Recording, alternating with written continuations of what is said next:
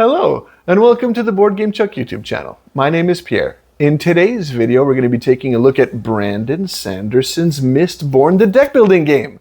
So sit back, relax, and enjoy the discovery. All right, so here we go with Mistborn, the deck building game. I am not familiar with this IP at all, so you'll have to forgive me if I mispronounce names or I don't know the names of things. I know it's from this man here, Brandon Sanderson, and that's pretty much all I know. I know it's from John D. Clare, though, and he's one of my favorite game designers, so yeah, there we go.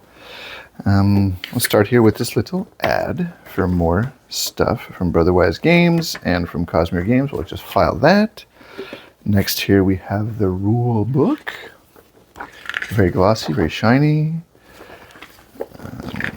Lots of stuff set up. So yeah, 20 pages of rule goodness. Put the components there. Here we're going to be starting with the metal tokens. And we have iron, steel, pewter. I can't even read that. What does that say? Platinum? Aethium? Aethium? Is that what it says? Aethium, yeah. Tin, copper, and bronze. Here we have some boxing tokens here, they're called. Here we have some more Aethium here. We have the target standee, which this is a part of as well. Those are the feet for the standee. There you go. Also, I neglected to mention it's cut out here on the corner so that it's really easy for you to just kind of boop, just like that. And it's kind of a throwaway thing because you'll only need it once for when you take it out of the box, but it's nice that they did that. Here we have more metal tokens. You have some brass, but we also have some zinc. And here we have the health dials. And so yeah, we have the health dials. We'll be putting them together this way here. More box tokens there. And again, they have that little notch here for when you want to just take it out of the box, which is pretty cool. Put that there. Next, I'll go into the player boards here. They are, if you can take a look here, see they are kind of dual layered, which is really good because you have a cube that goes in there and you'll be tracking things that way. I'll show off those cubes a little later. There's one in each, one for each player, sorry. Nothing too special about the back. But yeah, one for each player there. Next we have, may as well show off like the cubes for each player. So each player gets 4 cubes of their color. And then these black ones, I believe, are for the solo play. They're for the Lord Ruler himself. So these are the Lord Ruler cubes. There we go. Next time, I could show these off. These are for the dials that I was showing off earlier. When you take these, put one into the other, and around the dials, you have a completed dial, and it looks just like this. Isn't that amazing? So I'll put those there. Next, we have, of course, this is a deck builder, so it's just going to be a whole bunch of cards, and I will unwrap them, and I will be right back. All right, so I have it all organized here. We will go through the 4 characters first, and I'm sorry if I mispronounce them, but there's Marsh here, Marsh the Spy. There's Kelsier, the Survivor, or Kelsier, I'm not really sure how to pronounce it. I've never heard the name there. Then there's Vin, the Warrior, and Shan, the Noble. So there you go.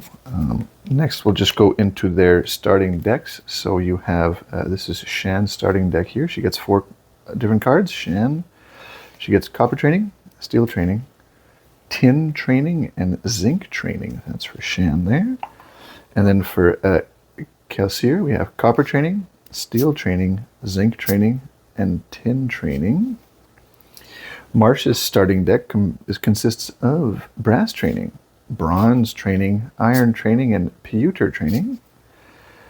And Vin's deck is Brass Training, Bronze Training, Iron Training, and Pewter Training. And then you have just a whole pile of fundings that you have to give to people. You give, I believe, 6 of them to each player. They all look the same. Here's the back of the cards. It's quite nice. All the medals there with the Aetium in the back. That's really cool.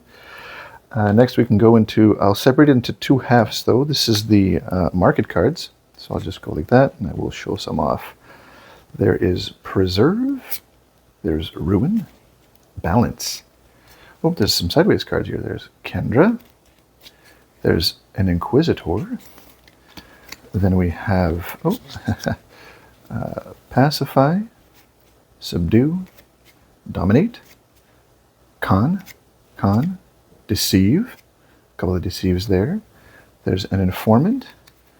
There's the Soother, Infiltrate, Pursue, Pierce, Hunt, Unveil. We have the Obligator, a Seeker here. We have Sneak and Train in Secret, Strategize, Copper Cloud, Hide. We have a Keeper here, a Smoker, it's not very healthy, Reposition, Rescue, Ascendant, apologies, Iron Pull, Crash. Let me just show up the picture. We have a Pickpocket here, who's doing it with a little bit of magic, as you can see there. There's the Lurcher. Then we have Recover, Brawl, Crushing Blow, Strike, a couple of those, and Survive. That's it for that first separated stack here. Next we'll go into, we got a Soldier here, and then we have a Pewter Arm right here. Then we have Precise Shot, Assassinate, Maelstrom, Soar, Steel Push. Then we have a Mercenary and a Coin Shot.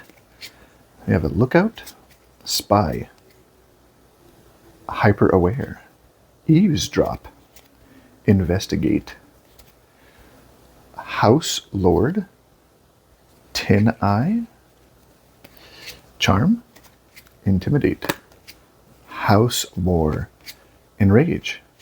A couple of Enrages, Inspires as well. Then we have a Rebel, we have a Rioter.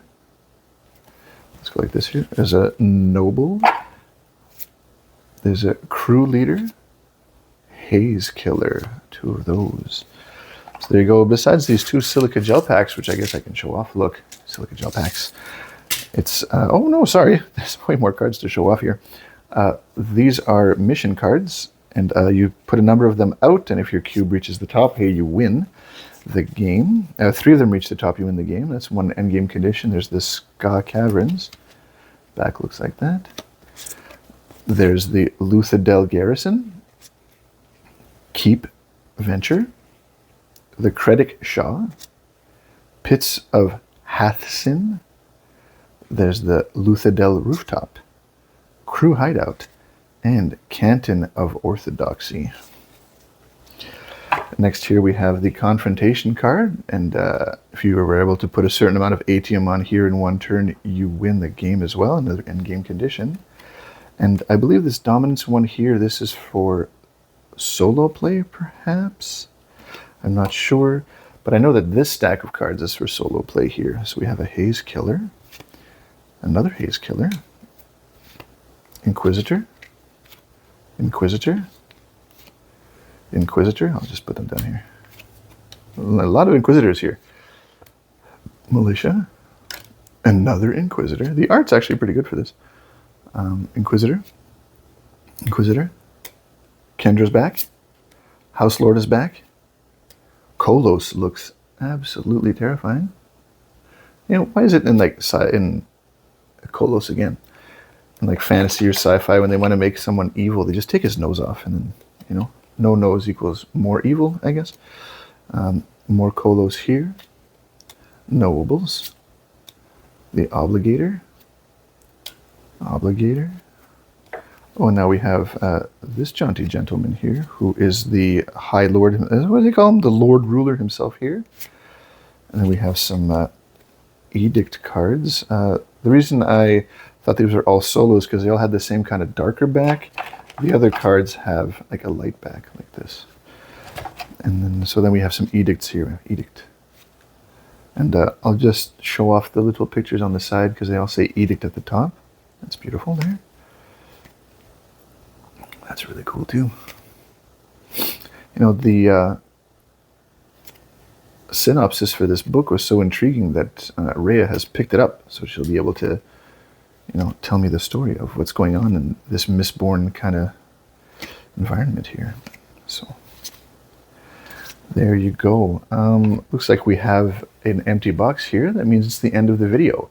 If you have any questions on what you saw or would like to leave any comments, please feel free to do so below. And till then, maybe like, subscribe, comment, and until next time, have a good one.